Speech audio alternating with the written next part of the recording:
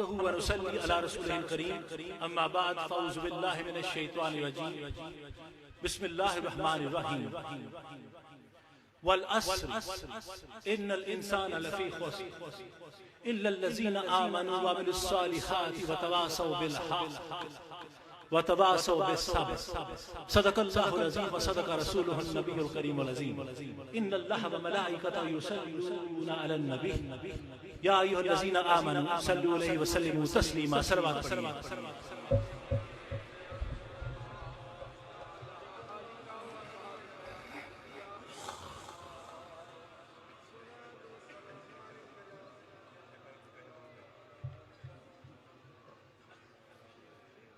سوانح جی وقار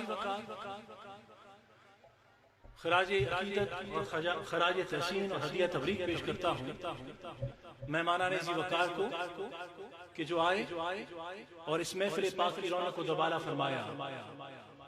مقام تمہید میں یہی دعا ہر سال دہراتا ہوں کہ وہ قاضی الحاجات آپ کے گھروں میں جانے سے پہلے آپ کی حاجت روائی فرمائے، نبی آخر الزمان اپنی رحمتوں کا سایہ آپ کے سروں پر سلامت تا قیامت رکھیں، اور ان اولیاء کی فضل و برکات ہم سب کے قلب و حال کی کھیتیوں کو سیراب کرتے رہیں۔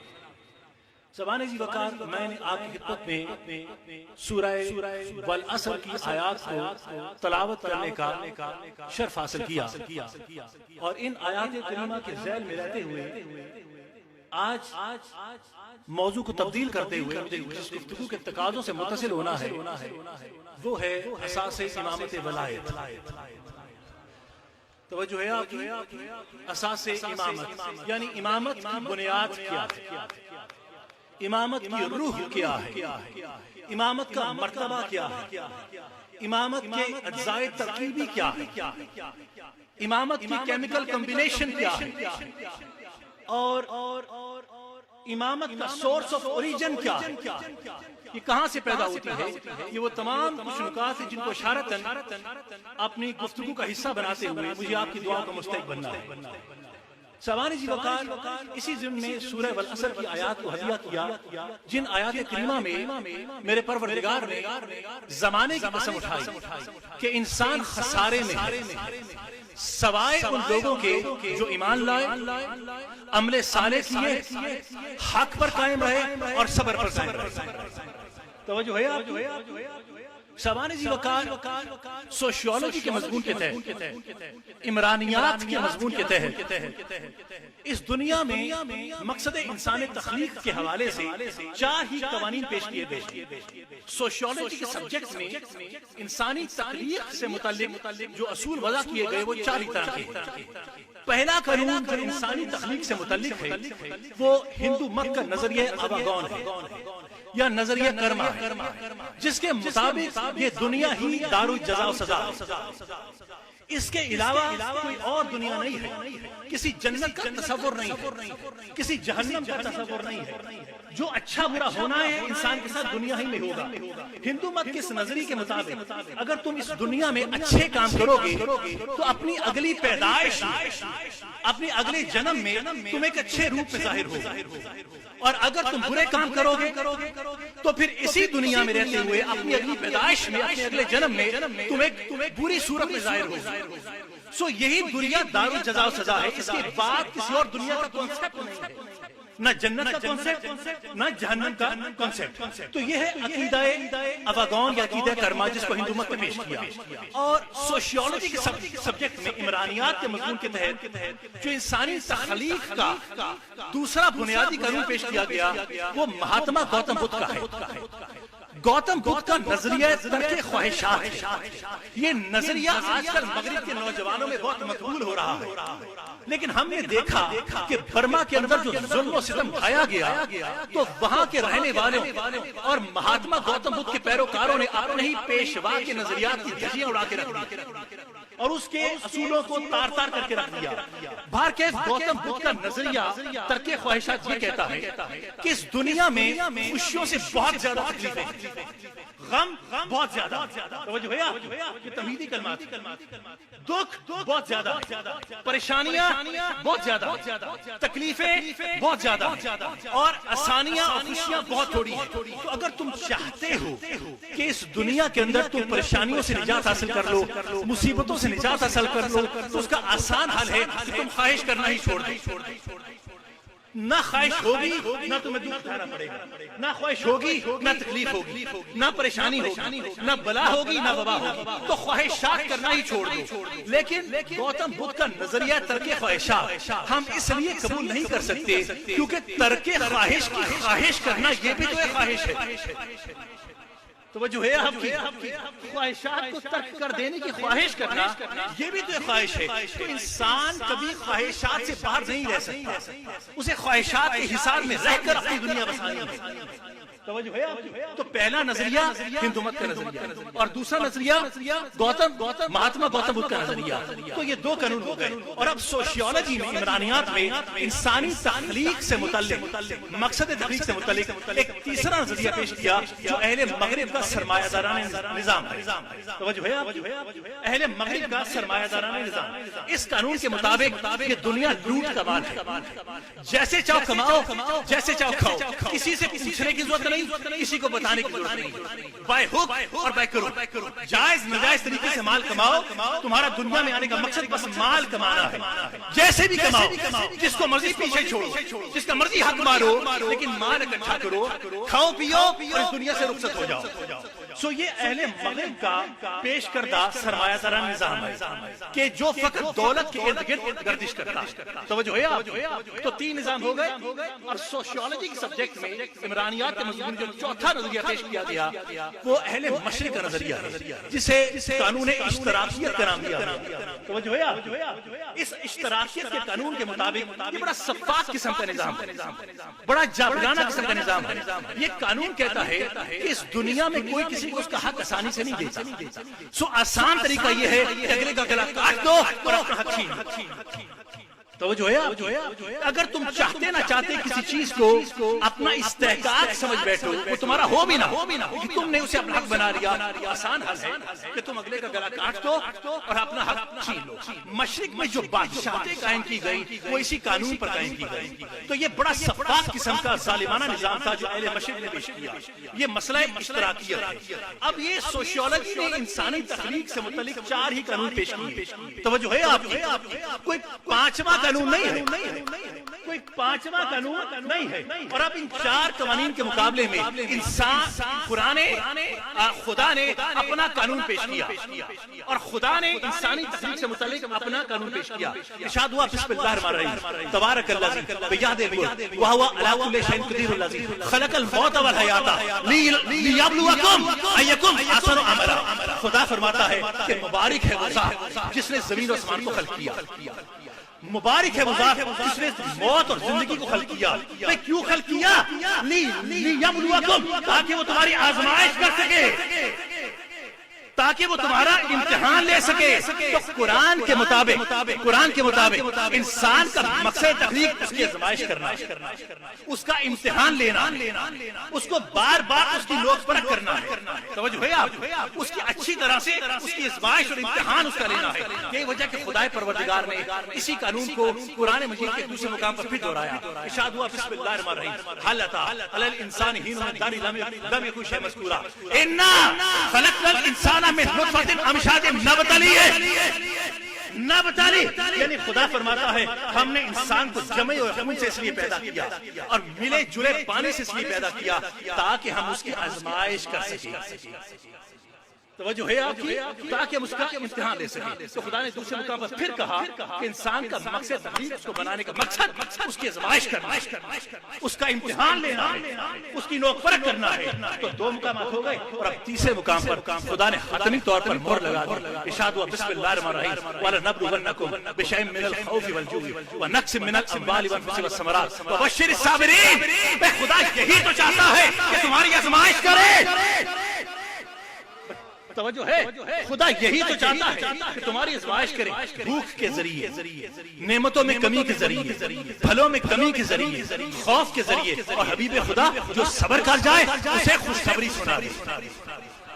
تو قرآن مجید نے 3 مقامات پر یہ بیان کیا کہ اس دنیا میں آنے کا مقصد نہ تو اباگون اور کرما کے تحت ہے، نہ گوتم بدھ کے ترک خواہشات کے تحت ہے، نہ ہی دنیا میں آنے کا مقصد مغرب کے سرمایہ داران نظام کے تحت ہے، نہ ہی مشرق کے اشتراکیت کے نظام کے تحت ہے، بلکہ دنیا میں آنے کا مقصد انسان کی آزمائش کرنا ہے۔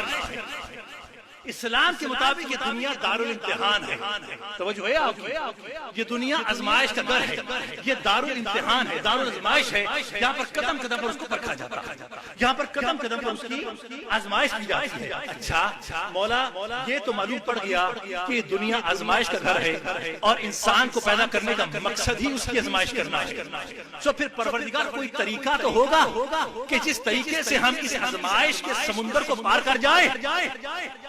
توجہ ہے آپ، اس امتحان کے آگ کے دریا سے گزر جائیں، اس میں اچھے نمبروں سے پاس ہو جائیں، کوئی طریقہ تو ہوگا نا۔ تو ہاں، قرآن نے 2 مقامات پر بیان کیا۔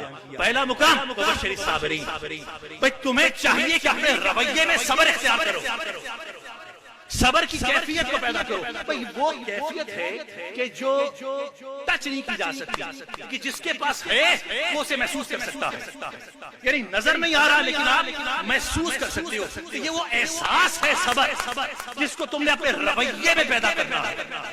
جب تمہارا رویہ بن گیا تو پھر خدا نے پریکٹیکلی عملی طور پر دوسرا کرون بیان کیا کہ لیبلوکم ایکم احسن عملا۔ پھر اگر تم چاہتے ہو کہ امتحان میں سے پاس ہو جاؤ تو پھر بہتر ہے کہ احسن عمل اختیار کرو۔ توجہ ہے آپ کی؟ تم حسن عمل اختیار کرو، اخلاص والا عمل اختیار کرو، سوز و تاثیر والا عمل اختیار کرو۔ تو قرآن نے 2 چیزوں کو بیان کیا، ایک صبر اور ایک حسن عمل۔ یہی وہ 2 چیزیں ہیں جن کو میں نے موضوع کی آیت میں بیان کیا، وَعَمِلُوا الصَّالِحَاتِ وَتَوَاصَوْا بِالْحَقِّ وَتَوَاصَوْا بِالصَّبْرِ، کہ تم ایک عمل کرو اور تم صبر اختیار کرو۔ توجہ ہے آپ؟ توجہ ہے؟ دیکھیے، صبر کی بات تو پھر میں کبھی کروں گا، ابھی مجھے احسن عمل کی بات کرنی ہے۔ یہ تمہیدی کلمات ہیں، تھوڑے سے استوار ہونے دو، پھر میں آپ کے مزاج پر آ جاؤں گا۔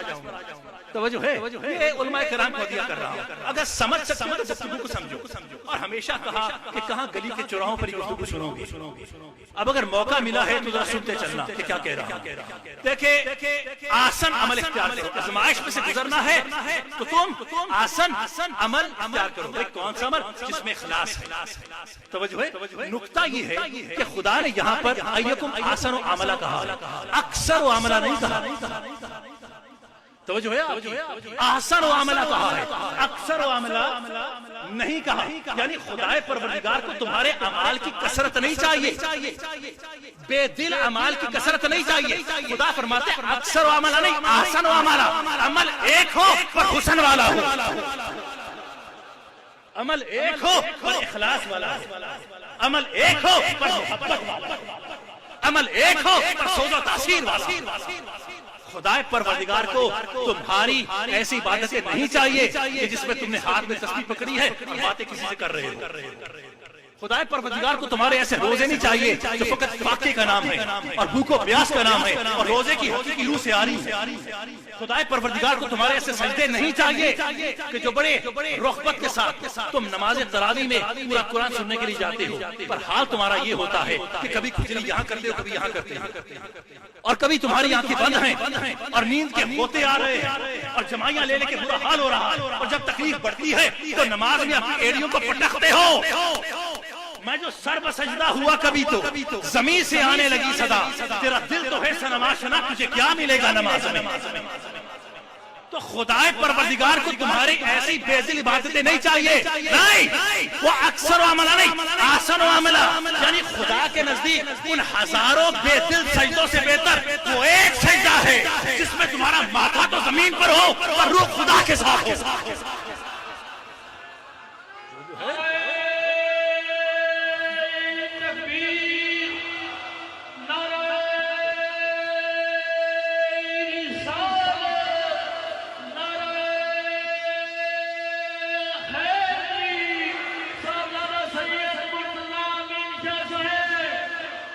ہم بڑے دقیق مسائل کو اس منبر سے بڑی آسانی سے پیش کر دیتے ہیں تاکہ سطح عمومی سے نیچے رہنے والے بھی ہماری گفتگو کو سمیٹ سکیں.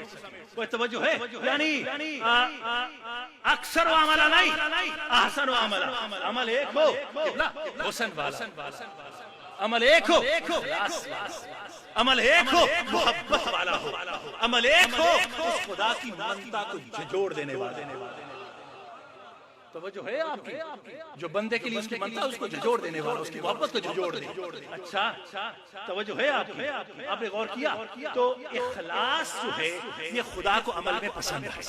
ٹھیک، اب کوشچن پیدا ہوتا ہے کہ یہ عمل کا اخلاص ہے کیا؟ اب تو لایا ہوں مجھے جہاں لانا تھا. بھائی رکے رہو، آج کچھ کہہ کے جانا مجھے یہاں سے. یہ اخلاص کس چڑیا کا نام ہے؟ یہ عمل کا حسن کس چڑیا کا نام ہے؟ بھائی اس کے ذائقہ ترتیبی کیا ہے؟ اس کا سورس آف اوریجن کیا ہے؟ یہ پیدا کہاں سے ہوتا؟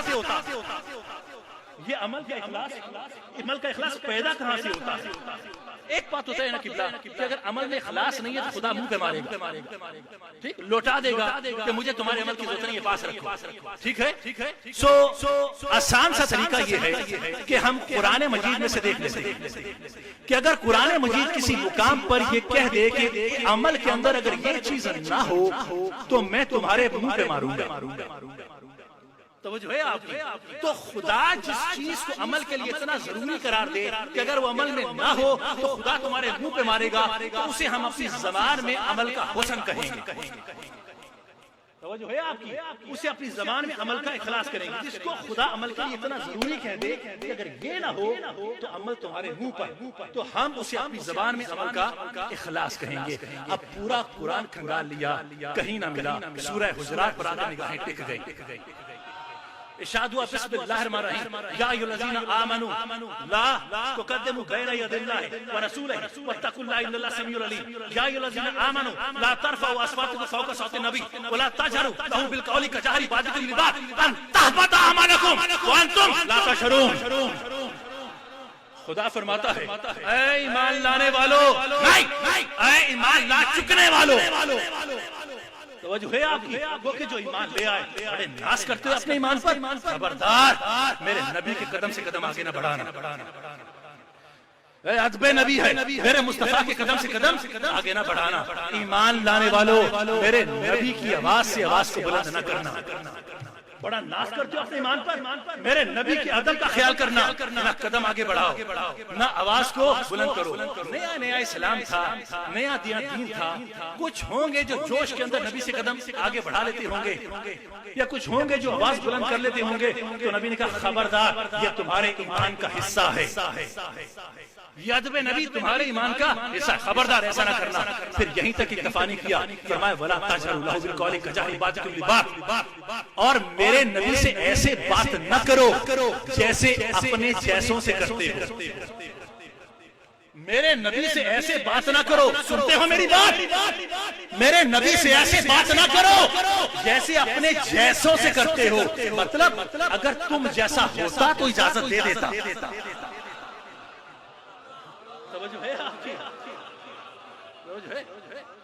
اپنے جیسوں سے بات کرتے ہو، مطلب اگر تمہارے جیسا ہوتا تو اجازت دے دیتا، پر نہیں، وَأَيَّكُمْ مِثْلِي، تم جیسا نہیں ہے.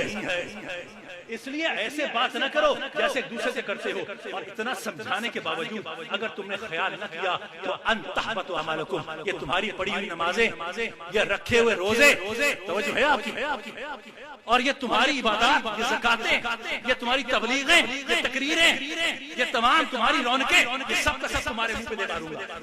اور وانتم لا تشعرون، اور تمہیں اس کی کانوں کان خبر تک نہ ہوگی، تمہیں شعور تک نہ ہوگا.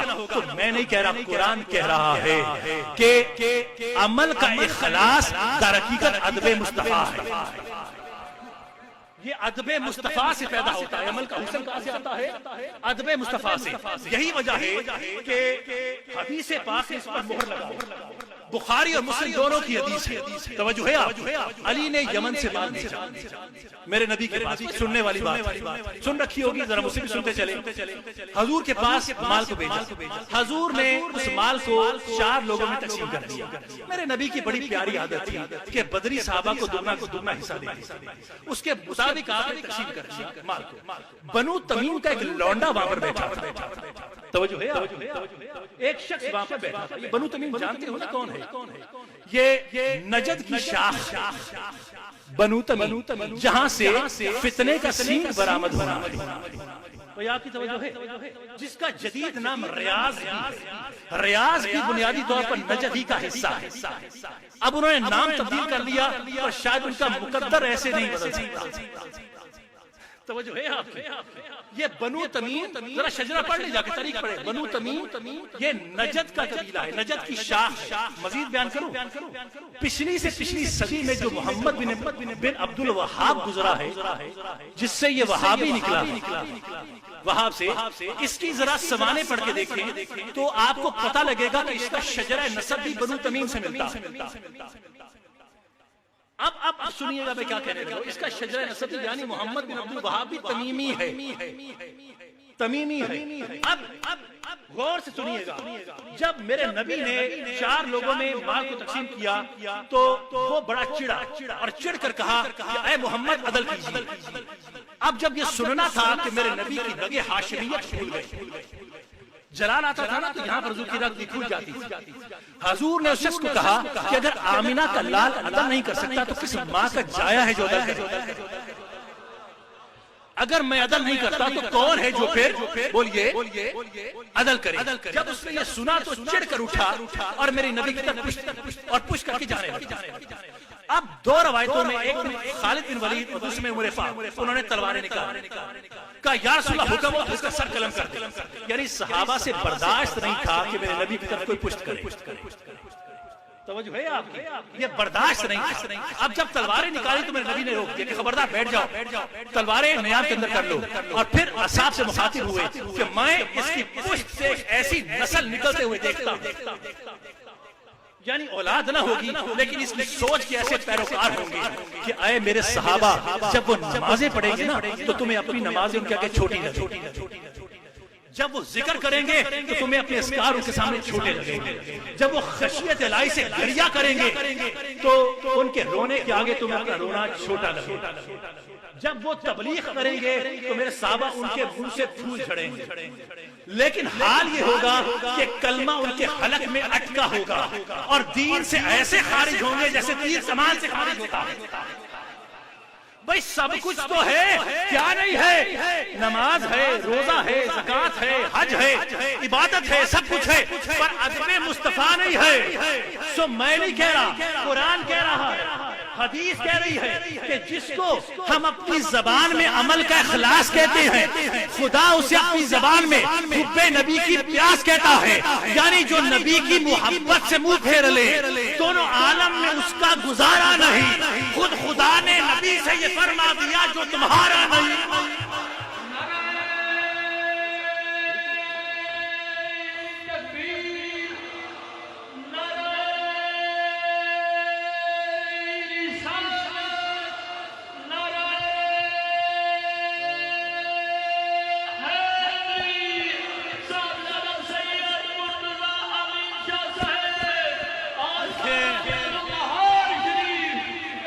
ابھی تو بہت دور تک مجھے لے کے جانا ہے آپ صاحبان فکر کو, لیکن اپنی سوچ میرے ساتھ رکھیں. اب تو لے آیا ہوں میں آپ کو اس مقام پر جس مقام تک لے کے آنا تھا.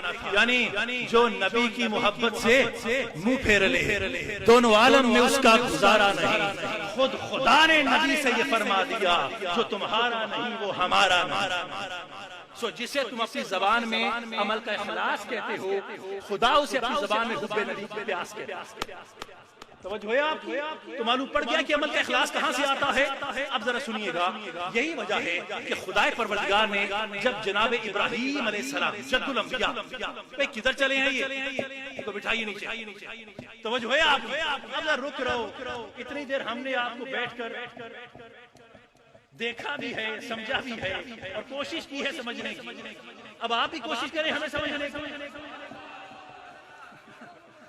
ہم نے آپ کے ثبوت کو سمجھا ہے، اب آپ ذرا کوشش کریں ہمیں سمجھنے کی۔ اب رکے رہیے، جد الانبیاء کون ہے؟ بولیے نا، ابراہیم علیہ السلام۔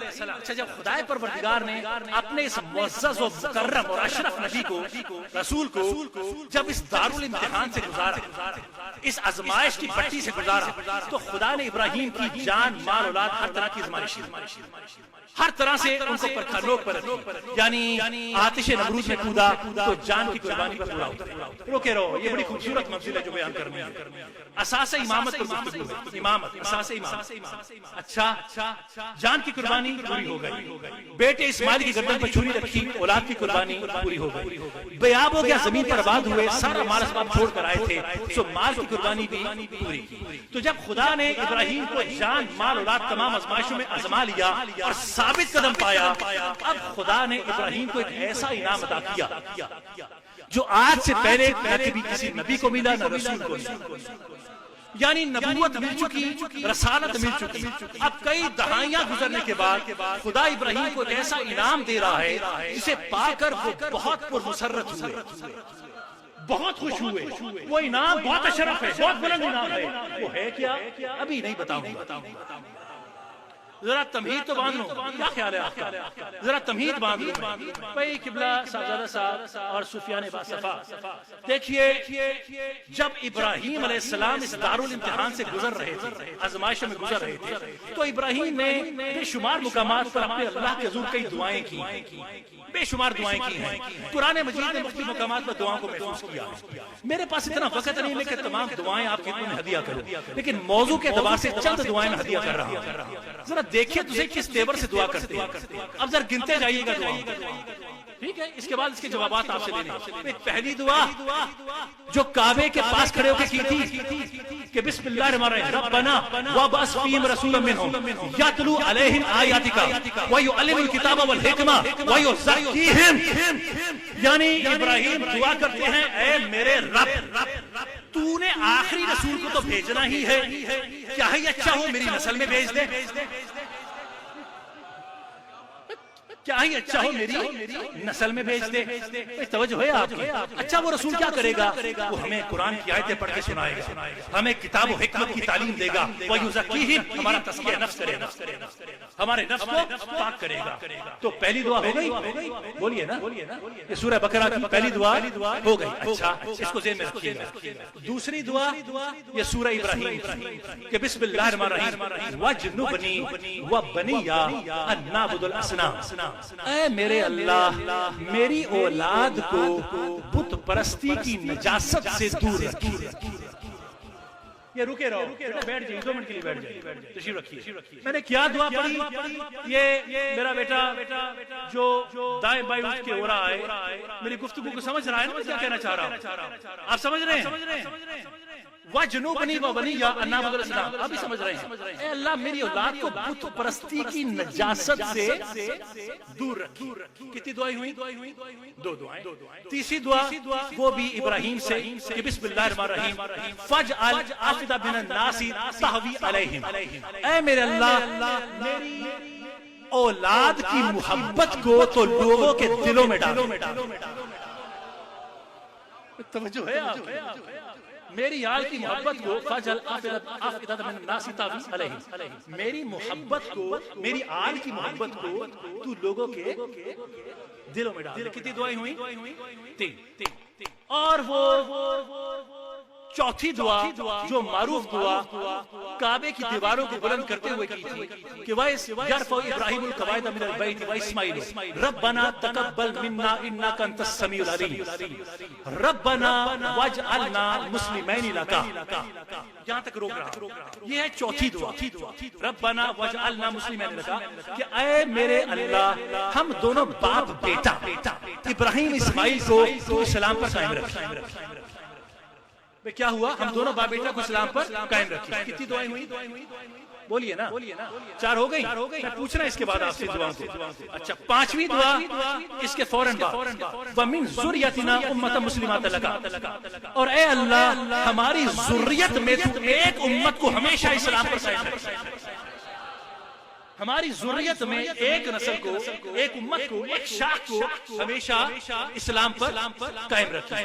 چوتھی دعا کیا؟ باپ بیٹا کو اسلام پر قائم رکھے۔ پانچویں، ہماری ذریت میں ایک امت کو ہمیشہ اسلام پر قائم رکھے۔ دعائیں کتنی ہوئی؟ 5۔ سن لیا میرے دوستو آپ نے بھی؟ اب سننا، اگر یہ نہ سنا تو میری تقریر میں کچھ نہ سنا تم نے۔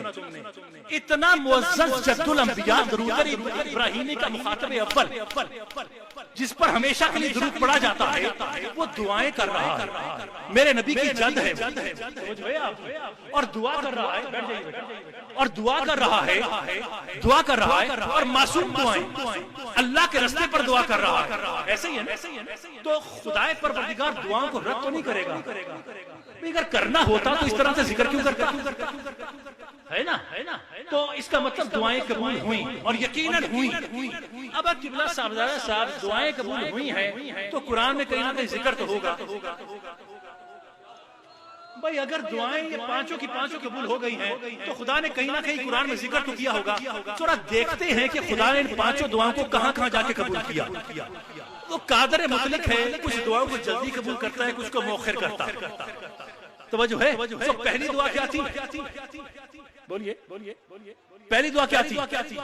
کہ ربنا وابعث فیہم رسولا منہم، کہ اے اللہ ایسے رسول کو بھیج، آخری رسول کو میری نسل میں بھیج جو اللہ کی آیتوں کی تلاوت کرے، تزکیہ کرے اور کتاب و حکمت کی تعلیم دے۔ جاؤ جا کے دیکھنا سورہ جمعہ، میرے اللہ نے ابراہیم کی دعا قبول فرما لی۔ بسم اللہ الرحمن الرحیم، هو الذی بعث فی الامیین رسولا منہم یتلو علیہم آیاتہ ویزکیہم ویعلمہم الکتاب والحکمہ۔ ہم نے تمہاری طرف ایک ایسے رسول کو بھیجا جو اللہ کی آیتوں کی تلاوت کرتا ہے، تمہیں کتاب و حکمت کی تعلیم دیتا ہے، تمہارے نفس کو پاک کرتا ہے۔ جو ہے آپ کی سو ابراہیم کی پہلی دعا قبول ہو گئی نا؟ سب لوگ قبول ہو گئی۔ یہ قرآن نے کہا کہ ابراہیم کی پہلی دعا قبول ہو گئی، آخری رسول آ گیا، ہو گئی قبلہ۔ آپ دعائیں یاد نہیں رکھتے ہیں، ذرا دعائیں یاد رکھیے جو میں پیش کر رہا ہوں۔ دوسری دعا کیا تھی؟ اللہ کو خوش رکھے، وَجْنُبْنِي وَبَنِيَّ أَن نَّعْبُدَ الْأَصْنَامَ۔ اے اللہ میری اولاد کو بت پرستی کی نجاست سے دور رکھی۔ خدا نے کہا ابراہیم بڑی چھوٹی دعا کی ہے، صرف اتنا کہا بت پرستی کی نجاست سے دور رکھ۔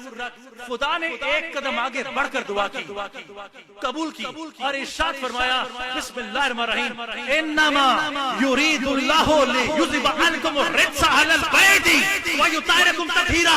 تو نے صرف اتنا کہا کہ بت پرستی کی نجاست سے دور رکھی، ہم نے تیری آنے والی سال کو ہر طرح سے ناپاکی سے پاک کر دیا۔ ہر طرح کی ناپاکی سے۔ بھئی یہ قرآن ہے، ہر طرح کی نجاست سے پاک رکھتے۔ دو دعائیں قبول ہو گئی؟ بولو نا، ابھی تو میں منزل پہ نہیں آیا، ابھی تو میں تمیز باندھ رہا ہوں۔ اچھا دو دعائیں قبول ہو گئی نا کہ نہیں ہوئی؟ اچھا تیسری دعا کیا تھی؟ تیسری دعا کیا تھی؟ سورہ ابراہیم کی کہ فَجْعَلْ أَفْئِدَةً مِّنَ النَّاسِ تَهْوِي إِلَيْهِمْ۔ اے اللہ تو میری آل کی محبت کو لوگوں کے دلوں میں ڈال دے۔ اور ابراہیم نے صرف اتنا مانگا اور خدا نے اس کا جواب دیا کہ ابراہیم تم نے صرف اتنا مانگا کہ میں محبت کو دلوں میں ڈال دوں، سو خدا نے دعا قبول کی کہ قُلْ لَا أَسْأَلُكَ عَلَيْهِ أَجْرًا إِلَّا الْمَوَدَّةَ فِي الْقُرْبَىٰ۔ تم نے صرف اتنا مانگا کہ آل کی محبت کو لوگوں کے دلوں میں ڈالوں، میں نے اس آل کی محبت کو اجر رسالت بنا دیا، میں نے تمہارے ایمان کا حصہ بنا دیا، اس کو اجر رسالت بنا دیا۔ دعائیں ہوئی، تین قبول ہو گئی؟ قبول ہو گئی نا؟ چوتھی دعا کیا تھی؟ بولیے، اللہ تعالیٰ کو خوش رکھے۔ چوتھی دعا تھی کہ ربنا واجعلنا مسلمین لک، الہی ہم دونوں باپ بیٹا ابراہیم اسماعیل کو ہمیں سلام پر قائم رکھے۔ تو اب جاؤ جا کے دیکھو سورہ صافات پہ میرے اللہ نے اس دعا کو بھی قبول فرمایا۔ ارشاد ہوا بسم اللہ الرحمن الرحیم فلما اسلما وتلہ للجبین، کہ ہم کہتے ہیں کہ دونوں باپ بیٹا اسلام پر تھے۔ یہ قرآن ہے. ہم کہتے ہیں, خدا کہتے ہیں ہم کہتے ہیں کہ دونوں باپ بیٹا اسلام پر تھے اور خدا کے حضور بہترین سجدہ کرنے والے تھے. تو چوتھی دعا بھی قبول ہو گئی. بولیے نا, قبول ہو گئی نا. خدا قبول کر رہا ہے, دیکھو کس انداز سے قبول کر رہا ہے. اور اب پانچویں دعا جہاں تک تمہیں لانا تھا, سنو پانچویں دعا کیا تھی؟ وَمِن ذُرِّيَّتِي أُمَّةً مُسْلِمَةً لَكَ. توجہ ہے آپ کی کہ اے اللہ میری نسل میں ایک امت کو ہمیشہ اسلام پر قائم رکھی. توجہ ہے آپ کی, ایک امت کو ہمیشہ اسلام پر قائم رکھی. آپ جاؤ جا کے دیکھنا سورہ قصص کے اندر میرے مولا نے اس دعا کو قبول فرمایا. ارشاد ہوا بسم اللہ الرحمن الرحیم الذین آتیناہم الکتاب من قبلہ ہم بہ یؤمنون وَإِذَا یُتْلَىٰ عَلَیہم قالوا آمنا بہ انہ الحق من ربنا انا کنا من قبلہ مسلمین. توجہ ہے آپ کی, میں نشان بیان کر رہا ہوں. سورہ قصص میں خدا نے فرمایا الذین آتیناہم الکتاب. حضرت ایبر دیکھو کس طرح سے ابراہیم کی دعا قبول ہوئی کہ میرے نبی نے ابھی نبوت کا اعلان نہیں کیا. توجہ ہے آپ کی, ابھی اعلان نبوت نہیں ہوا, ابھی وحی کا آغاز نہیں ہوا, ابھی قرآن کا نزول شروع نہیں ہوا, ابھی حضور غار میں نہیں گئے. توجہ ہے, 40 برس سے پہلے کی بات کر رہے ہیں میرا خدا کہ نبی کے زمانے میں کچھ پچھلی کتابوں کو ماننے والے تھے. توجہ ہے الذین آتیناہم الکتاب من قبلہ ہم بہ یؤمنون, اور وہ پہلے سے ہی ایمان پر تھے. یہ میں نہیں کہہ رہا, قرآن کہہ رہا, بھی کھولو میرے سامنے قرآن کو. ابھی نزول وحی کا اعلان نہیں ہوا. بس سنیو, ہوش کرو, گھوڑے بنو, گھوڑے گدے نہ بنو. گھوڑا مالک کا اشارہ سمجھتا ہے, وہ اور جانور سے ڈنڈے مار کے سمجھانا پڑتا ہے. تم گھوڑے بنو. فرما رہا ہے نزول وحی کا اعلان نہیں ہوا, کچھ لوگ پہلے سے ایمان پر ہیں. کمال ہی ہو گئی یاد. اچھا مزید یہاں تک اکتفا نہیں کیا, پھر کیا ہوا؟ وَإِذَا يُتْلَىٰ عَلَيْهِمْ. پھر جب قرآن آیا اور جب وہ ان کے سامنے قرآن کی آیتوں کو پڑھا جاتا تو کہتے قَالُوا آمَنَّا بِهِ إِنَّهُ الْحَقُّ مِن رَّبِّنَا. ہمارا تو اس پر پہلے سے ہی ایمان ہے, یہ تو ہمارے رب کی طرف سے حق اترا ہے. کوئی توجہ ہے آپ کی؟ ہمارے رب کی طرف سے بولیے حق اترا ہے. بیٹھو آپ, بیٹھو, اوتھی رکھ دو, حد بن جا کے اتھی رکھ دیا کرو. یہ تو ہمارے رب کی طرف سے حق اترا ہے, اور انا کنا من قبلہ مسلمین, اور ہم تو پہلے سے ہی اسلام پر قائم ہیں. یار یہ میں نہیں کہہ رہا, میں آیت کے ترجمے کو دوبارہ دہرا دوں. کچھ لوگ نبی کے اعلان نبوت سے پہلے حضور کے زمانے میں تھے, اور خدا کہہ رہا ہے وہ پہلے سے ایمان پر تھے. پھر جب قرآن نازل ہوا تو جب انہوں نے قرآن کی آیتوں کو سنا تو کہتے تھے ہمارا تو اس پر پہلے سے ایمان ہے. اور پھر کہتے ہیں کہ ابھی حضور نے اسلام کا اعلان نہیں کیا, ہم پہلے سے ہی اسلام پر قائم تھے. تو ابراہیم کی دعا قبول ہو گئی. کوشچن میرا یہ ہے بلا آپ سے بھی, آپ سب سے بھی, مجھے بتاؤ کہ جب قرآن کہہ رہا ہے کہ نبی کے اعلان نبوت سے پہلے کچھ لوگ ایمان پر ہیں, اسلام پر ہیں, قرآن تصدیق کر رہا ہے, کوئی انکار نہیں کرتا, تو کوشچن یہ ہے کہ اگر عام لوگ نزول قرآن سے پہلے, اعلان نبوت سے پہلے اسلام پر ہو سکتے ہیں, ایمان پر ہو سکتے ہیں, تو پھر میرا نبی اعلان نبوت سے پہلے مقام نبوت پر قائم کیوں نہیں رہ سکتا؟ ماننا پڑے گا کہ وہ تو اس وقت بھی نبی تھا جب کہنے والے نے کہا کہ کن فیکون تک وہ اگے پریت لگائی وہ تو میں حرف نشان نہ حدود تیلیم گوائی.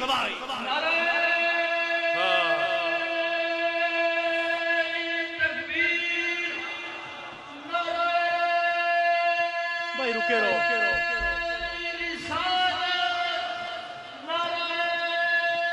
بھائی رکے رہو,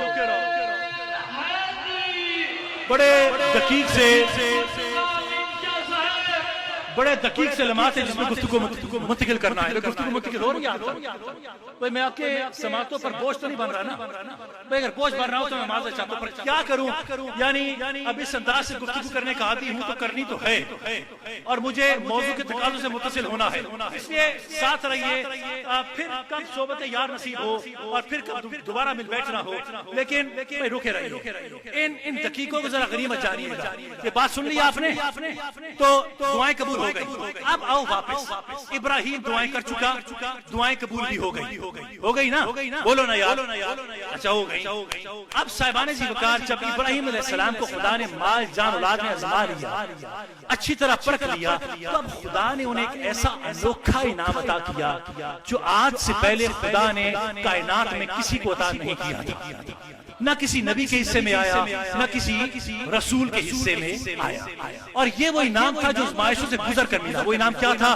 خدا نے فرمایا قال انی جاعلک للناس اماما, اے ابراہیم ہم نے تجھے لوگوں پر امام مقرر کیا.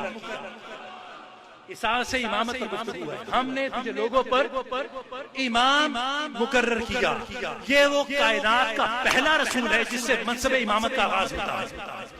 ابراہیم کو نبوت مل چکی ہے, رسالت مل چکی ہے. خدا کئی دہائیوں کے بعد اسے امامت عطا کر رہا ہے. ایک بات سمجھ لے, یہاں پر امام سے مراد عام امام نہیں ہے جو نبی اپنی امت پر امام ہوتا ہے. یہ وہ امام نہیں ہے. اگر یہ وہ امام ہوتا تو جس وقت ابراہیم کو نبوت اور رسالت ملی تھی, خدا نے اسی وقت امام بنا دیا تھا. پھر اس آیت میں خدا کو دوبارہ کہنے کی ضرورت کیوں پیش آئی کہ اب ہم نے تمہیں امام بنایا کئی سالوں کے بعد؟ اس کا مطلب کہ یہاں سے مراد عام امام نہیں ہے, بلکہ اس سے مراد امام ولایت ہے. توجہ ہے آپ کی؟ اس سے مراد امام ولایت ہے, اور یہ وہ پہلا رسول ہے جس سے امامت ولایت کا آغاز ہوتا ہے. دیکھیں بات آسان ہو جائے گی قبلہ اگر میں آپ کو نبی, رسول اور امام کا فرق واضح کروں. ٹھیک ہے, نبی کون ہوتا ہے, رسول کون ہوتا ہے, اور وہ رسول جو امام ہے امامت والا, ان میں فرق کیا ہے؟ سن لیجئے. نبی وہ ہے کہ جس پر وحی آتی ہے, خدا سے کلام کرتا ہے, خواہ براہ راست کرے یا وحی کی صورت میں کرے. اس پر لازم نہیں ہے کہ وہ تبلیغ کرے. اگر نبی ساری عمر ایک کمرے میں بیٹھ کے گزار دے اور خدا کہے کہ تو نبی ہے, ذالک الفضل من اللہ وکفی باللہ علیما, اللہ کا فضل تجھ پہ آ گیا, اور اس میں مخلوق شامل نہیں ہے, اس کا اگر ایک امتی بھی نہ ہو تب بھی وہ نبی ہے. اس پر تبلیغ لازم نہیں ہوتی. بولیے اس پر تبلیغ, یہ پورے وثوق سے کہہ رہا ہوں, پوری ذمہ داری سے کہہ رہا ہوں, نبی پر تبلیغ لازم نہیں ہوتی. کئی ایسے انبیاء گزرے ہیں کہ جن کا کوئی ایک بھی پیروکار نہیں تھا, کسی کو پتہ بھی نہ چلا کہ وہ نبی ہے. توجہ ہے آپ کی؟ لیکن خدا نے اس کا ذاتی فضل تھا, اسے عنایت فرمایا اور وہ نبی رہا. یہ ہے نبی. باتیں ہو گئی. اس سے ایک سٹیپ آگے جائیں تو رسول ہے. رسول وہ ہے کہ جو اللہ سے پیغام لیتا ہے, پیغام لے کر امت تک پہنچاتا ہے. توجہ ہے آپ کی؟ یہ رسول یا تو نئی شریعت لے کے آتا ہے یا پچھلی شریعت کی تصدیق کے لیے آتا ہے. اس کا کام کیا ہے کہ خدا سے پیغام لیا اور امت تک پہنچا دیا. امت پر نافذ کرنا یہ رسول کا کام نہیں ہے. توجہ ہے آپ کی؟ بہت پوری ذمہ داری سے کہہ رہا ہوں, رسول کا کام نہیں ہے کہ اللہ کا پیغام لے کر آگے امت تک پہنچائے. یہ کام رسول کا آگے سے نافذ کرنا یہ اللہ کی ذمہ داری ہے. وہ کیسے اس پر عمل درآمد کراتے ہیں, اللہ کی ذمہ داری ہے. یہ رسول کی ذمہ داری نہیں ہوتی. تمام حالات پڑھ کے دیکھ لیں پیچھے. توجہ ہے آپ کی؟ یہاں تک اس کا کام فنش, خلاص, ختم, بس پیغام لیا امت تک پہنچا دیا. یہ ہے رسول. اب اس کے بعد وہ ہے کہ جو رسول امامت والا ہے, جس کو رسول امامت, جس رسول کو امامت ملتی ہے. اب یہ وہ ہے کہ جو اللہ سے پیغام لیتا ہے, امت تک پہنچاتا ہے, اور پھر جب خدا اسے امامت دیتا ہے تو اب اس امامت کا فرض ہے کہ اس پیغام کو امت پر نافذ بھی کر دے. پریکٹیکلی, عملی طور پر نافذ کرے, اور نافذ کرتے ہوئے نہ جان کی پرواہ کرے, نہ مال کی پرواہ کرے, نہ اولاد کی پرواہ کرے, کسی چیز کی کوئی پرواہ نہ کرے. یہ وہ رسول ہے کہ جو رسول امامت والا ہے. اس کی ابتدا جناب ابراہیم علیہ السلام سے ہوئی. اب فرق واضح ہوا اس کی ابتدا کہاں سے ہوئی؟ ابراہیم علیہ السلام سے. اب پچھلے سارے رسولوں کے نام پڑھ کے دیکھ لے, کسی پر لازم نہیں تھا کہ اس کو جبرن جا کر مسلط کرے اور اس کے لیے قربانیاں دے. نہیں, اس کا آغاز ابراہیم علیہ السلام سے ہوا ہے. توجہ ہے آپ کی؟ بولے نا, یہ رسول ہے جس سے امامت کا آغاز ہوا. اب ابراہیم کو یہ مرتبہ امامت اتنا پسند آیا کہ ابراہیم نے کہا کہ کالا من ذریتی, اے میرے اللہ یہ امامت میری ذریت میں بھی بھیج دے. یعنی نبوت اور رسالت نہیں مانگ رہا کہ سب کو نبی رسول بنا دے, کہا امامت بھیج دے. سنیو ذرا, سنو اس امامت ولایت کو بھیج دے. آگے سے جواب, خدا کا جواب آیا کہ کالا لا ینال احد الظالمین, اے ابراہیم یہ امامت ظالموں تک نہیں جائے گی. ایسا یہ قبلہ, یہ امامت بولیے ظالموں تک نہیں جائے گی. مطلب جملے کو الٹ دے, اگر ظالموں تک نہیں جائے گی تو پھر عادلوں تک جائے گی. آپ کی توجہ ہے, اگر ظالموں تک نہیں جائے گی تو پھر عادلوں تک جائے گی. ایسے ہی ہے نا قبلہ. اچھا تو اب ابراہیم علیہ السلام میں رسالت بھی ہے, امامت بھی ہے, دو مرتبے. توجہ ہے, بولیے کتنے مرتبے, کون سے؟ رسالت اور امامت ولایت, دونوں مرتبے ابراہیم. اب ابراہیم سے یہ چلے عادلوں کی پشتوں میں, کبھی آئے اسماعیل کے پاس, کبھی اسحاق کے پاس, کبھی یعقوب و یوسف کے پاس, کبھی داؤد کے پاس, سلیمان کے پاس, کبھی موسیٰ و ہارون کے پاس, کبھی یحییٰ و عیسیٰ کے پاس. توجہ ہے آپ کی؟ اور یہ تمام پشتوں میں منتقل ہو رہے ہیں. جس نے زیادہ تکلیفیں اٹھائیں اس کی آزمائش, اس کی امامت اتنی مضبوط رہی. جس نے زیادہ تکلیفیں اٹھائیں اس کی امامت اتنی مضبوط رہی. جس نے معجزات کا سہارا لیا اس کی امامت بھی کمزور رہی. یہ توجہ ہے آپ کی؟ جس نے زیادہ تکلیفیں اٹھائیں اس کی امامت مضبوط رہی. جس نے زیادہ معجزات کا سہارا لیا اس کی امامت بھی کمزور رہی. اب ابراہیم سے یہ دونوں مرتبے چلے عادلوں کی پشتوں میں. امامت سفر کرتی جب یہ آئی آمینہ کے لال تک, تاجدار کونین کے پاس, تو حضور کی ذات میں جب رسالت اور امامت پہنچتی ہے تو جہاں پر مصطفیٰ کی ذات مبارک میں رسالت کا آفتاب پوری آب و تاب سے چمکتا ہے تو وہیں پر امامت کا مہتاب بھی پورے جوبن پر چمکتا ہے. توجہ ہے آپ؟ رسالت بھی عروج پر, امامت بھی عروج پر, رسالت بھی عروج پر, بولیے امامت بھی عروج پر. اچھا اب صاحبان ذی وقار, ایک دن ایسا ہوا کہ خدا کی وحی آئی کہ ما کانا محمد ابا احد من رجالکم ولکن رسول اللہ و خاتم النبیین, کہ ہم نے اس نبی پر نبوت اور رسالت کا دروازہ بند کر دیا. توجہ ہے آپ کی؟ بھائی میرے نبی پر نبوت ختم, رسالت ختم. سنیے گا یہ بات اہم ہے اور علماء کرام بھی سنیں. نبوت بھی ختم اور رسالت بھی ختم ہو گئی. کیوں ختم ہو گئی؟ قرآن کی آیت کہ حضور خاتم النبیین خاتم المرسلین, ختم ہو گئی بات, فنش, خلاص. مصطفیٰ تک نبوت ختم, رسالت ختم. عقیدہ ہے ہمارا. کیوں عقیدہ ہے؟ کیونکہ قرآن کہہ رہا ہے. لیکن دوستو سوال یہ ہے کہ میرے رسول میں صرف رسالت تو نہیں, امامت بھی تو ہے. مرتبے تو دو آئے تھے ابراہیم سے, رسالت بھی آئی, امامت بھی آئی. اور ہمارا عقیدہ کہ رسالت ختم ہو گئی کیونکہ وحی آ گئی. تو اگر ان ملاؤں کے مطابق میرے نبی پر آ کر امامت ولایت بھی ختم ہو گئی تو جیسے رسالت کے خاتمے پر آیت آئی ہے ویسے امامت کے خاتمے پر بھی آیت دکھا دو. حضور کی ذات تک تو دونوں مرتبے آئے, تو اگر رسالت کے خاتمے پر آیت ہے تو ہمیں امامت ولایت کے خاتمے پر بھی آیت دکھا دو.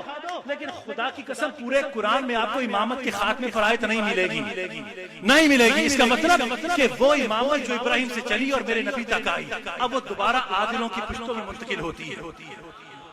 بھائی کبھی آئی میرے علی کے پاس, کبھی آئے جناب زہرا کے پاس، کبھی آئے حسن و حسین کے پاس، کبھی آئے ائمہ اہل بیت کے 12 اماموں کے پاس، اور کبھی آئے جناب غوث پاک کی ذات تک، اور آج تک یہ اولیاء کرام کے سینوں کو، پیشانیوں کو، دلوں کو منور کر رہی ہے۔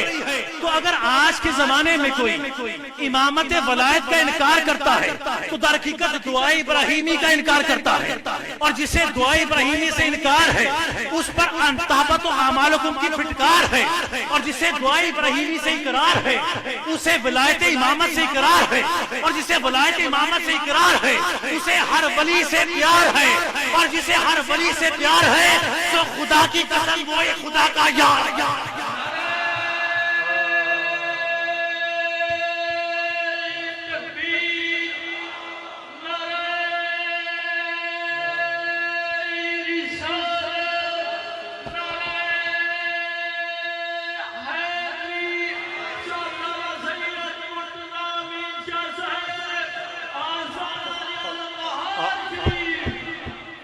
اب میں اپنے موضوع سے بہت قریب ہو گیا، کدھر اٹھ پڑے، تھک گئے نا، بیٹھنا بڑا مشکل ہوتا ہے۔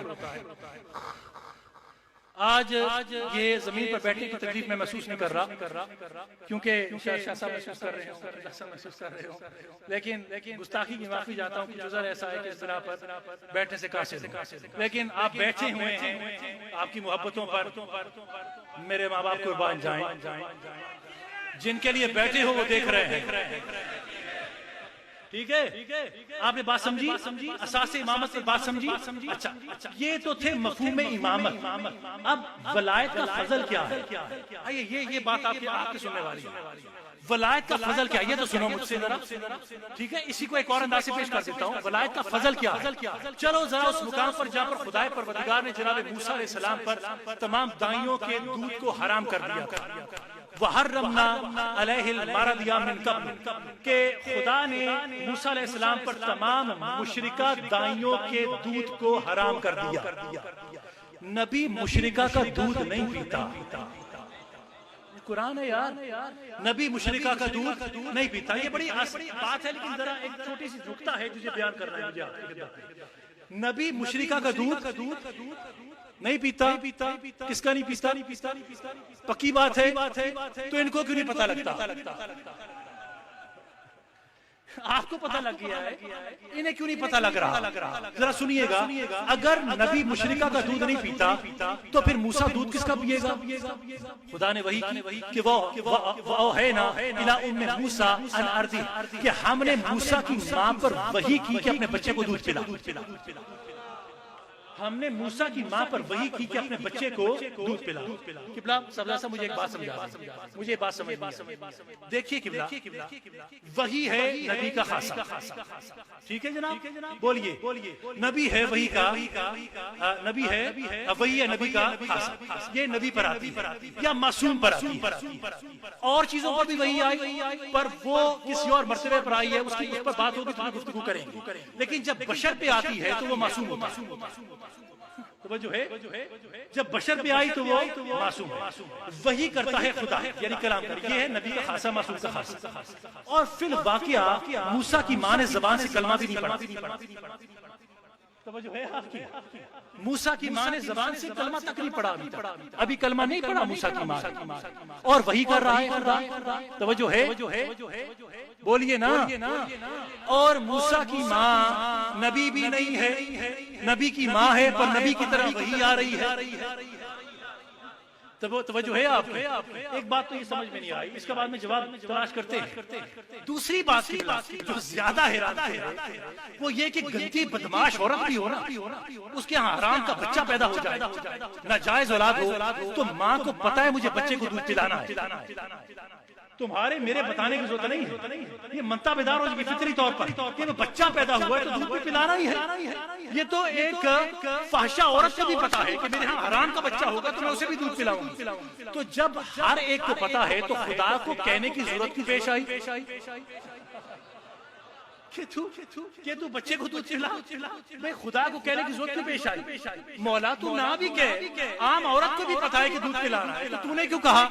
تو عالم حال میں جواب آیا، مرتضیٰ میں نے جان کے کہا ہے، میں جانتا ہوں کہ وہی نبی کا خاصہ ہے، میں جانتا ہوں موسیٰ کی ماں نے کلمہ بھی نہیں پڑھا، توجہ ہے، میں جانتا ہوں کہ وہ نبی بھی نہیں ہے، میں جانتا ہوں کہ ہر عورت اپنے بچے کو دودھ پلانا جانتی ہے، میں نے جان کر وہی کا لفظ استعمال کیا تاکہ کوئی یہ نہ کہے کہ نبی کی ماں نے زبان سے کلمہ نہیں پڑھا تھا، اس لیے ہم نے وحی کر کے بیان کر دیا کہ وحی تو ہمیشہ معصوم پر آتی ہے، پاک پر آتی ہے، اس لیے ہم نے بتا دیا کہ لِتَكُونَ مِنَ الْمُؤْمِنِينَ کہ موسیٰ کی ماں مومنین سے ہے اور نبی کی ماں کبھی ناپاک نہیں ہوتی۔ تو حیرت کی بات ہے لوگ ماننے پر آئیں تو موسیٰ کی ماں کے لیے مان لیں کہ اس نے زبان سے کلمہ نہیں پڑھا، پر وحی آ گئی اس لیے وہ پاک ہے، نہ ماننے پر آئیں تو خود جناب آمنہ کے بارے میں یہ بکواس کرتے نظر آئے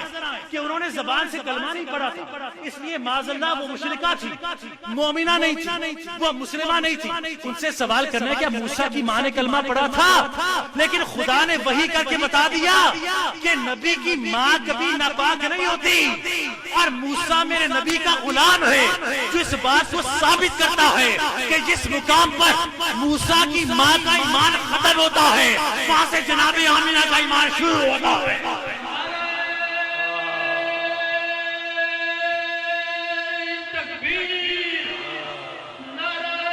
آمنہ کا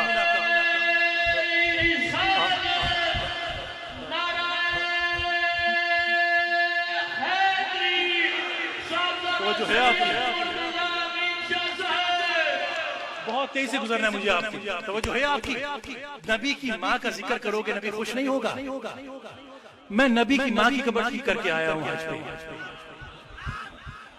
وہاں پر جانے نہیں دیتے تھے، میں نے جمعہ چھوڑا، اول تو میں ان کے پیچھے پڑتا ہی نہیں، لیکن میں وہاں پر گیا، جمعہ کے شرطے ادھر ادھر ہوئے تھے۔ اب میں جب جناب انہوں نے ایک اور ڈھیری بنائی ہے تاکہ لوگوں کو ورغلایا جا سکے کہ یہ نبی کی قبر نہیں وہ ہے، میں میری والدہ وہاں پر گئے، نبی کی قبر کو دیکھا، اب نبی کی ماں کی قبر کو دیکھا، دل خون کے آنسو روتا تھا، ہمارے پاؤں جلتے تھے، اندر تو جنت کی وادیاں آباد ہوں گی، لیکن اوپر سے جو حال تھا خدا کی قسم رونا آ رہا تھا۔ ہم وہاں پر گریہ کرتے رہے، عطر تھا وہ عطر پھینکا، ہم نے آپ کا نشان درست کیا۔ اب جب اس مقام پر میں بیٹھا ہوں نا تو یہ بات میں آپ کو برملا کہہ رہا ہوں کہ جس نے مجھے موت آئی نا اور میں قبر میں اترا اور حضور آئے میری قبر میں اور پوچھے دنیا سے کیا لے کے آیا ہے، تو خدا کی قسم میں کہوں گا حضور نہ نماز نہ روزہ نہ زکوٰۃ نہ حج کچھ نہیں لایا، آپ کی ماں کی قبر ٹھیک کر کے آیا ہے۔ میری بخشش کے لیے یہی کافی ہوگا۔ اور وہ ماں جس کے بارے میں نبی فرمائے کہ اگر میں نماز فرض کی پڑھتا ہوں اور میری مجھے ماں آواز دے محمد تو میں نماز چھوڑ کر اپنی ماں کی طرف بھاگ جاؤں۔ تم اس ماں کے بارے میں کیا بکواس کرتے ہو اور میری نبی کو کتنی تکلیف پہنچاتے ہو، کتنی ایذا پہنچاتے ہو۔ کچھ تو حیا کرو، کچھ تو شرم کرو۔ کون بیٹا ہوگا جو اپنی ماں کا ذکر سن کے خوش نہ ہوتا ہوگا، اور وہ بھی تاجدار انبیاء ہو، امت کے باپ ہو، ہمارے تمہارے رسول ہو۔ توجہ ہے آپ کی؟ اب بہت توجہ سے سنیے گا، یہاں تک تو آ کر میں نے آپ کو ان کی پاکیزگی کے بارے میں بیان کیا، ٹھیک ہے؟ اب جو معصوم پاک ہوتا ہے اور جو محفوظ، یہ بھی اصطلاحیں ہیں، علماء کرام بیان کرتے ہیں کہ جو نبی معصوم ہوتے ہیں، دیگر جو ہوتے ہیں اولیاء یا دیگر وہ محفوظ ہوتے ہیں۔ اب چاہے کان یہاں سے پکڑے بات کریں، لیکن چلے آپ محفوظ کہہ لیں، نبی معصوم، باقی اولیاء اہل بیت سب محفوظ۔ توجہ ہے آپ، لیکن یہ وہ ہیں کہ جو مقدر کے پاک ہیں۔ کس کے پاک ہے؟ میں نے غلط کہا تو مجھے کہہ دیں میں نے غلط کہا، اگر میں نے غلط کہا ہے تو مجھے کہیے میں نے غلط کہا۔ یہ محفوظ جو ہوتے ہیں معصوم، یہ مقدر کے پاک ہوتے ہیں۔ کہاں کے پاک ہوتے ہیں؟ ان کی صلبوں میں اللہ نے پاکیزگی گھسا دی ہوتی ہے، گناہ ان کے پاس نہیں آ سکتا، ٹھیک ہے؟ ان میں اولیاء بھی شامل ہیں۔ اب کوشچن یہ ہے کہ جو معصوم و محفوظ ہیں، پاک ہیں، مقدر کے پاک، ان کی پاکیزگی اور ہماری پاکیزگی جو نماز روزہ زکوٰۃ حج سے حاصل کرتے ہیں، اس میں فرق کیا ہے؟ یہ سننا آپ کے بھائی کدھر چلے؟ ابھی تو سبحان اللہ کر رہے تھے، ابھی آپ انا للہ کر رہے ہیں، ادھر بیٹھیے، بٹھائیے نہیں میں نے نہیں جانے دینا۔ کیا ہوا آپ کو؟ یہ کیا ہے؟ یہ بھی ہے، چلے آپ جائیں ٹھیک ہے. کوئی اور بھی ہے تو ایسے ہاتھ کھڑا کر سکتا ہے, نہیں تو ایسے کھڑا کر دے. توجہ ہے آپ کی. اب جیسے بھی ہے سننا تو ہے قبلہ, بس 5 منٹ برداشت کر لو, ٹھیک ہے. توجہ. اب اسی کو ذرا جہاد سمجھ لیں کہ جہاد ہی کر رہے ہو کہ ہماری گفتگو سن رہے ہو, پتہ نہیں کتنی تکلیفوں سے گزر رہے ہو آپ اس وقت. اب مزاج بھی میرا ایسا ہی ہے کہ کچھ اسی انداز سے مجمع میں گرفت رکھتا ہوں اور آپ پر ذرا بوجھ بن کے رہتا ہوں. ذرا بہت توجہ کیجئے گا. معصوم کی پاکیزگی, محفوظ کی پاکیزگی اور ہماری نماز, روزہ, زکات حد سے پاک ہوتے, اس میں فرق کیا ہے؟ فرق کیا؟ آپ کیسے پاک ہوتے ہیں؟ آپ بتائیے کیسے پاک ہوتے ہیں؟ نمازیں پڑھی, اچھے عمل کیے, روزے رکھے, تسبیحات کی, ایسے پاک ہوتے ہو نا. تو ان کی پاکیزگی میں جو مقدر کے پاک ہے, محفوظ, اولیاء اللہ, اہل بیت, انبیاء, ان کی پاکیزگی میں فرق کیا ہے؟ ایک مثال سے بات کو واضح کروں.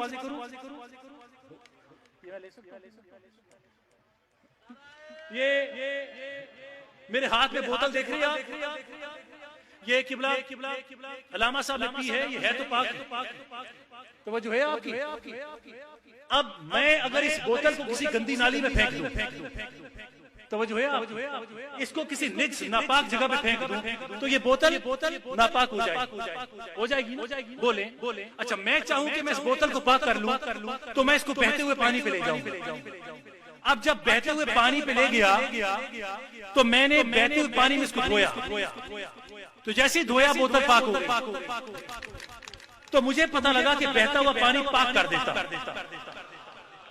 ٹھیک ہے قبلہ, میں نے سوچا کہ بہتا ہوا پانی پاک کر دیتا. میں بڑا خوش ہوا کہ جناب پانی پاک کر دیتا ہے. تو میں نے کہا اچھا یہ بوتل پاک ہو گئی ہے تو وہ کتا بھی تو ناپاک ہے. وہ کتا وہ بھی تو ناپاک ہے. تو میں نے کہا میری بوتل پاک ہو گئی ہے تو میں کتے کو بھی پانی پہ جا کے پاک کر دوں. جب میں کتے کو گیا پاک کرنے اور پانی میں دھویا تو کتا پاک ہونے کی بجائے اور ناپاک ہو گیا. یعنی گیلا کتا خشک کتے سے زیادہ ناپاک ہے. توجہ ہے آپ کی. اس کو رکھیے. میں نے آپ سے پوچھنا میں نے کیا کہا, میں نے آپ سے پوچھنا ہے کہ میں نے کیا گفتگو کی. ٹھیک ہے, یہ قبلہ کی اجازت سے میں کہہ رہا ہوں. توجہ ہے آپ کی. میں نے سوچا میں کتے کو بھی پاک کروں, پر کتا جب پانی میں لے کے گیا دھونے کے لیے تو میری حیرت یہ کہاں نہ رہی کہ میری بوتل تو پاک ہو گئی لیکن کتا اور نہ پاک ہو گیا. میں نے کہا یہ ہوا کیا, تو معلوم پڑا کہ میری یہ بوتل جو تھی یہ مقدر کی ناپاک نہیں تھی. یہ مقدر کی ناپاک نہیں تھی, اس لیے پانی پہ گیا تو اوپر سے پاک ہو گئی. ٹھیک. اب کتا جو تھا وہ بیچارہ مقدر کا ناپاک, اس کی فطرت میں ناپاکی تھی, اس لیے اس کو پانی نے پاک نہ کیا. تو مجھے معلوم پڑا کہ پانی مقدر کے ناپاک کو پاک نہیں کرتا. پانی مقدر کے ناپاک کو پاک نہیں کرتا. قبلہ میں نے سوچا کہ وہ بیچارہ کتا ہے, اس کو بھی پاک کرنے کا کوئی طریقہ تو ہوگا. تو میں نے کہا کوئی طریقہ تو ہو مولا کہ جہاں پر یہ مقدر کا ناپاک کتا بھی پاک ہو جائے. تو جب میں نے قرآن میں تلاش کیا تو قرآن مجھے اصحاب کہف کے پاس لے گیا. قرآن مجھے اصحاب کہف کے پاس لے گیا. بنی اسرائیل کی عام سے ولی, چھوٹے ولی, بڑے ولی بھی نہیں, ایک غار میں بیٹھے ہیں اور ایک مقدر کا ناپاک فطری ناپاک کتا وہاں پر آ کر ان کے دروازے پہ بیٹھا, جس کو پانی میں لے جاؤں تو اور ناپاک ہو جائے. لیکن جیسے ہی وہ ناپاک کتا ولیوں کے دربار پہ آیا, ولیوں کے غار پہ آیا تو اولیاء کی صحبت نے کتے کے مقدر کو بدل دیا اور اتنا پاک کیا کہ خدا نے فرمایا میں اس کتے کو جنت میں ولی کے روپ میں داخل کروں گا. تو نماز, روزہ, زکات, حج یہ سب کر کے ہم اپنے آپ کو پاک تو کر لیتے ہیں, لیکن صاحبو ہم دوبارہ بھی تو ناپاک ہو سکتے ہیں. ہماری روح بھی تو دوبارہ گندی ہو سکتی ہے, جسم بھی تو گندا ہو سکتا ہے. تو اگر چاہتے ہو کہ اندر مقدر ہی پاک ہو جائے تو مثل صاحب کے کتے کے اولیاء کی صحبت سے چلے جاؤ، کیونکہ یہ تمہارے مقدر میں گھس کر تمہاری ناپاکی کو نچوڑ دیتے ہیں. تبھی تو کہتے ہیں کہ اسی بوے ولی دے ایوے نہیں جاندے، کوئی ولی رب دے ملن دا سبب ہوندا، دیندا حق تقدیر بدلون والا جدھر ولی ہووے ادھر.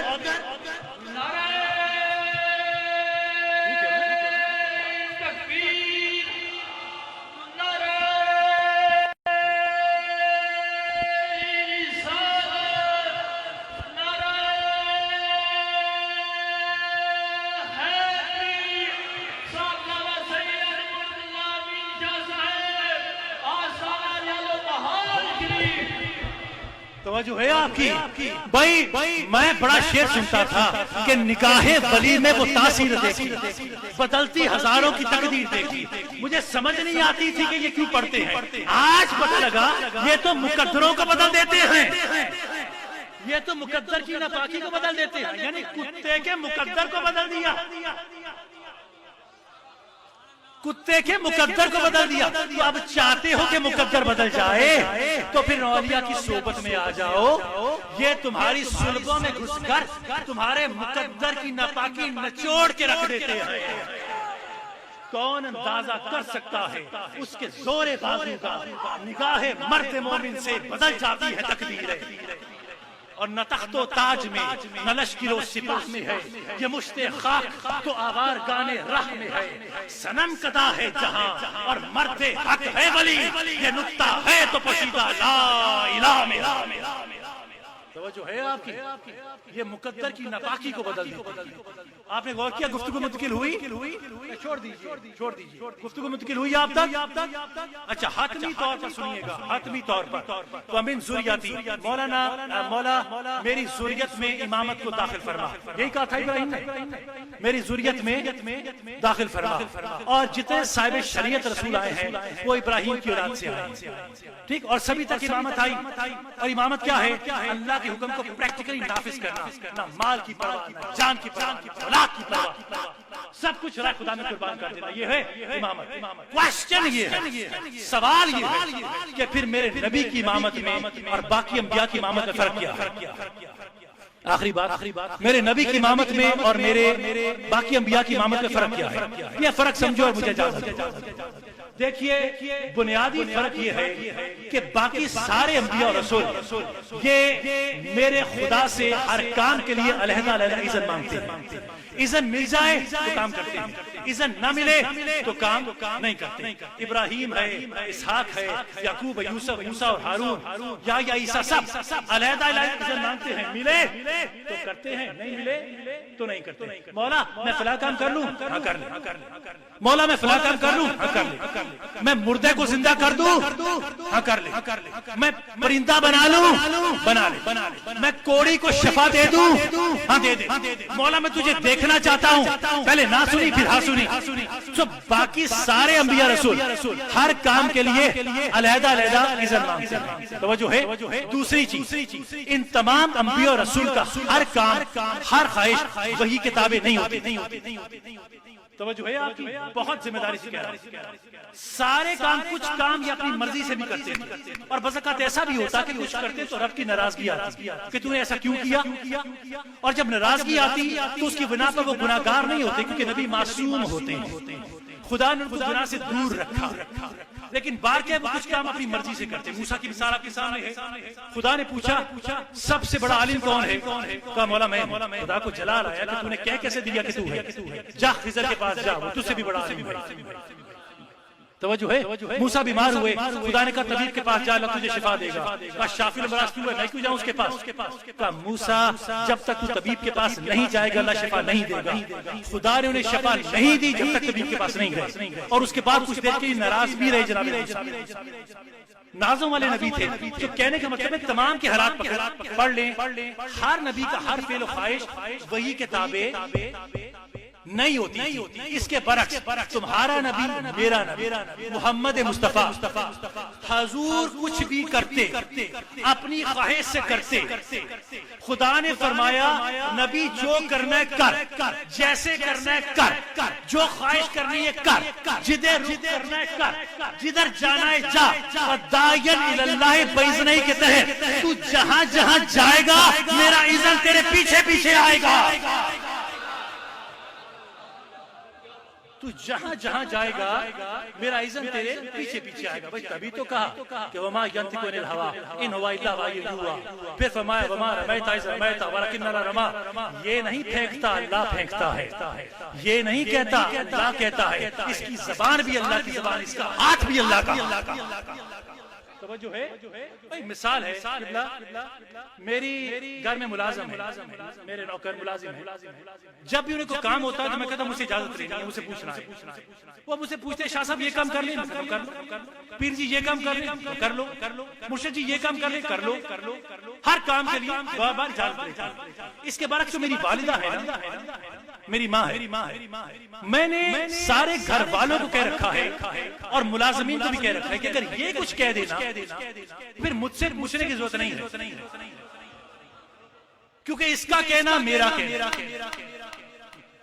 کیونکہ میں نے پورا اذن دے دیا, پورا اختیار دے دیا. اس لیے مجھ سے مت پوچھو, جو یہ کہے وہ میرا کہنا.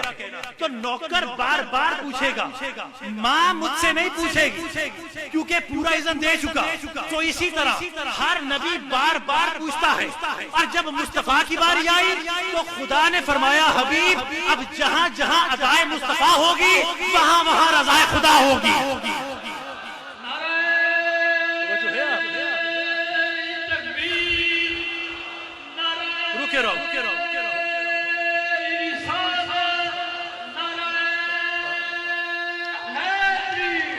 سنو بات میری, بس بات ختم ہو چکی ہے, بات یقیناً ختم ہو چکی ہے, خدا ختم ہو چکی ہے. دیکھیے میں نے اس مقام پر بیٹھ کر بڑے رسولوں کا سنے رہیے. ادھر میں بیٹھوں, اوپر کچھ نہیں ہے, میں ہوں ادھر. توجہ ہے آپ, یعنی میں سٹیج پر بیٹھ کر بڑے بڑے انبیاء اور رسول کا اپنے نبی سے مختلف صفات کے حوالے سے موازنہ کیا. آج حتمی طور پر مقام اذن میں ایک رسول کا اور موازنہ کر رہا ہوں. ذرا یہ تو طے ہو جائے کہ باقی رسول کیسے بار بار اذن لیتے ہیں اور میرا نبی پورے اذن پایا.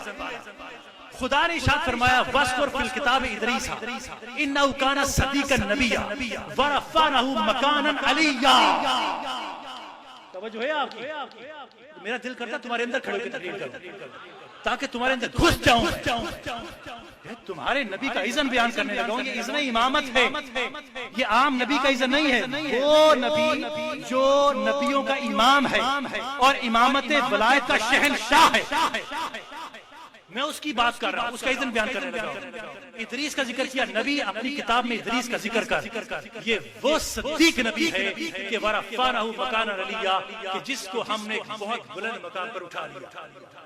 بخاری اور مسلم کے مطابق ادریس, جب میں گفتگو کر رہا ہوں آپ سے, تو آج بھی چوتھے آسمان پر ہے. چوتھے آسمان پر آج بھی ادریس بولیے موجود ہے, وہاں پر موجود ہے. اب بخاری اور مسلم کی حدیث ہے کعب احبار کے توسل سے. توجہ ہے آپ کی. وہ روایت کرتے ہیں کہ ایک دن ملک الموت آیا, سننے والی بات ہے, ادریس کے پاس آیا اور آ کے کہا کہ ادریس نے فرمائش کی کہ اے ملک الموت اسرائیل مجھے موت دے. تو اس نے کہا کہ ابھی آپ کا موت کا وقت نہیں ہوا. اس نے کہا میں موت کا مزہ چکھنا چاہتا ہوں. انہوں نے خدا سے اذن مانگا, خدا سے اجازت لی. خدا نے کہا توجہ ہے. تو اسرائیل نے ادریس کو موت دی. اب جیسی موت دی, روح قبض کی, ساتھ ہی روح واپس کر. ٹھیک, تو موت کا مزہ چکھ لیا. توجہ ہے آپ کی. موت کا مزہ چکھا. پھر انہوں نے کہنے لگے کہ مجھے جہنم کے دروازے تک لے جا. انہوں نے پھر خدا سے پوچھا, خدا نے کہا لے جا. تو اسرائیل ادریس کو جہنم کے دروازے تک لے جا. اب جب جہنم کے دروازے پر گئے تو انہوں نے کہا دروازے کو کھول. انہوں نے پھر اجازت دی خدا سے. خدا نے کہا اچھا کھول. تو جہنم کا دروازہ کھول دیا کہ آگے پل صراط تھا, آگے پل صراط تھا اور آگے جنت کا دروازہ. انہوں نے فرمائش کی کہ مجھے جنت کے دروازے تک لے جا. انہوں نے پھر پوچھا خدا سے. خدا نے کہا اچھا لے جا. یہ پل صراط سے گزرے جنت کے دروازے تک. جب وہاں پہنچے تو پھر کہتے ہیں کہ جنت کا دروازہ کھول. انہوں نے پھر خدا سے پوچھا کہ خدا کھول دوں؟ تو خدا نے کہا کہ ہاں جنت کا دروازہ تو کھول دے. اب جب جنت کا دروازہ کھولا تو جو ہے تو ادریس جنت کے اندر چلے گا. اب جب اندر گئے تو اسرائیل نے کہا کہ آپ نے جنت دیکھ لی اب چلیں. تو انہوں نے کہا اب تو نہیں جاؤں گا, اب تو نہیں جاؤں گا. انہوں نے کہا یہ جنت تو موت کے بعد ملتی ہے. انہوں نے کہا موت کا مزہ چکھ لیا, میں پل صراط سے بھی گزر گیا ہوں, جہنم کو بھی دیکھ لیا ہے اور جنت میں آ گیا ہوں, اور جو جنت میں آتا ہے اس کے لیے خدا کا حکم ہے کہ وہ ہمیشہ جنت میں رہے گا. تو میں تو ساری شرائط پوری کر کے آیا ہوں. جب اسرائیل نے یہ بات سنی تو خدا کی طرف دیکھا کہ اب کیا کروں. تو خدا نے کہا اس کو یہیں پر رہنے دے, یہ میری رضا سے آیا. تو صاحبان ذی وقار ادریس کون کہ جو چوتھے آسمان کی جنت تک پہنچنے کے لیے کبھی موت سے گزرتا ہے, کبھی پل صراط سے گزرتا ہے, کبھی فرشتے کا سہارا لیتا ہے, کبھی کسی مقام پر دستک, کبھی کسی مقام پر دستک, اور کبھی کسی مقام پر اجازت, کئی تکلیفیں اٹھا کر وہ جنت تک پہنچتا ہے. اور دوسری طرف آمنہ کا لال مصلی امامت پر کھڑے ہیں, جنت کے پھل سامنے آتے ہیں, حضور ہاتھ آگے بڑھاتے ہیں, پہلے آسمان کو چیرتے ہیں, دوسرے کو چیرتے ہیں, تیسرے کو چیرتے ہیں, چوتھے کو, پانچویں کو, چھٹے کو, سارے حجابات کو چیرتے ہوئے بغیر موت سے گزرے, بغیر کہیں دستک دیے, بغیر کسی فرشتے کے ساتھ, بغیر پل صراط سے گزرے, حضور جنت معلیٰ میں پھلوں کے قریب اپنا ہاتھ لے جا کر تمہیں پیغام دیتے ہیں کہ یہ ادریس کا مقام ہے اور محمد کا مقام یہ ہے کہ دم عیسیٰ جد بیضا سے آگے ہے مقام ان کا, کلام اللہ کی تفسیر ہے گویا کلام ان کا, امام الانبیاء ہے, نور ہے, انسان کامل ہے, خدا خود میر مجلس ہے, محمد شمع محفل.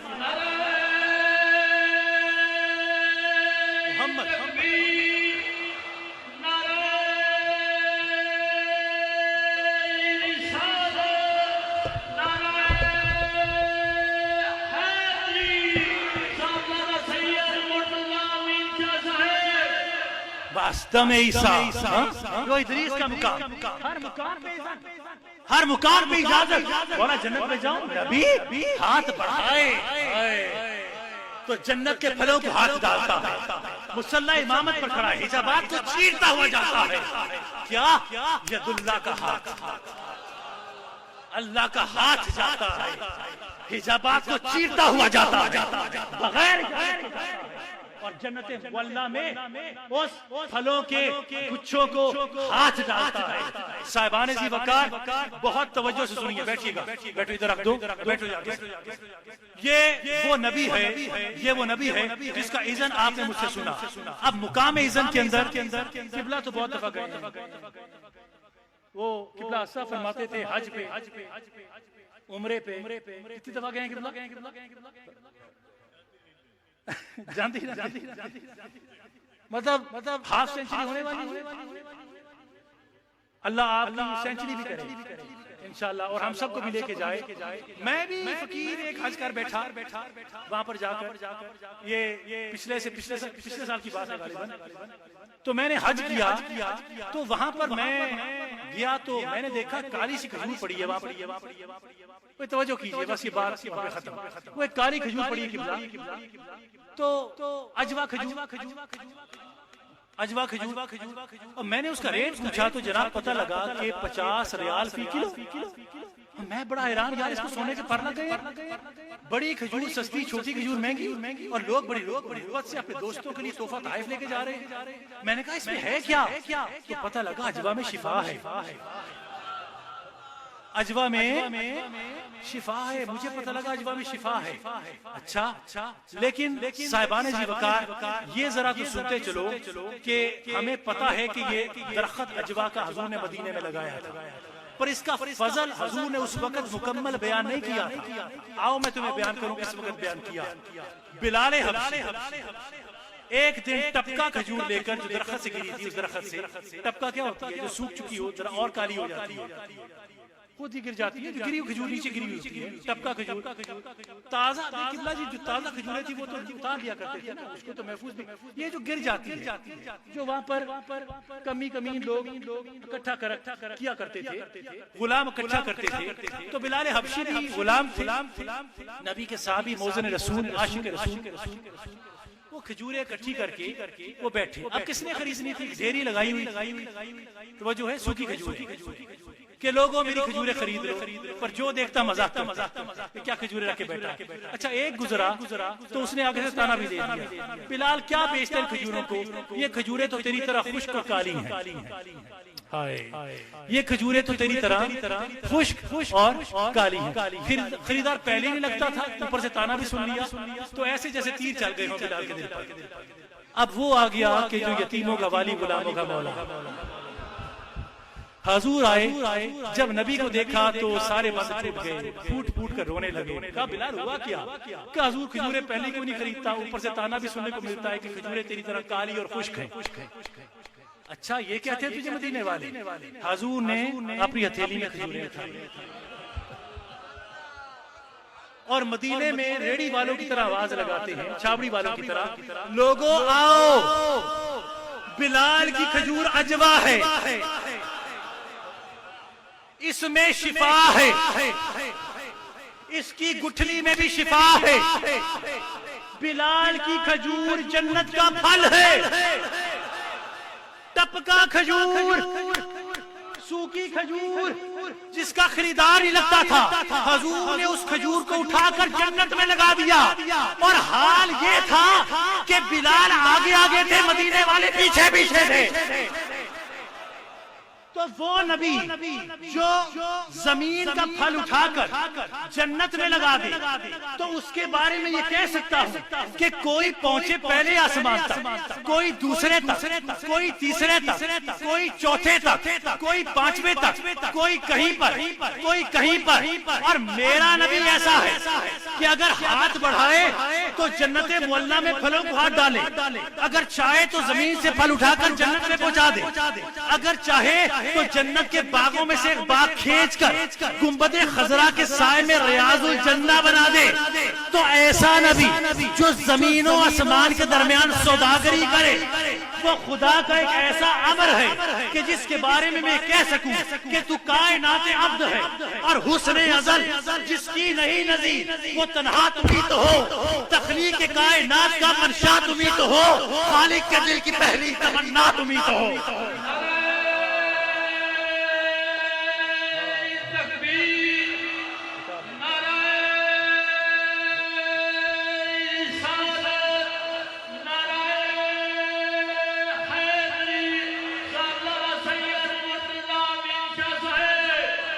اللہ اللہ کہہ سکتا ہوں کہ اللہ اللہ اے فلک دیکھ شان مصطفیٰ، چومتے ہیں سب ملائک آستان مصطفیٰ، مخزن علم الہی، مستر لطف خدا، مظہر اسرار خالق ہے زبان مصطفیٰ.